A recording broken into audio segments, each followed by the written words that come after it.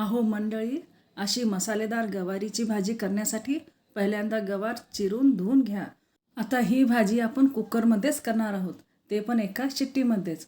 मग त्याच्यासाठी कुकरमध्येच ही गवारीची भाजी घातले, थोडंसं तेल घालून लालसर असं इथं भाजून घेतली आहे. मग तिला मी बाजूला ठेवते. आता परत दीड पळी तेल घालून एक छोटा कांदा बारीक कट करून ते लालसर होईपर्यंत आपल्याला इथं परतायचं आहे.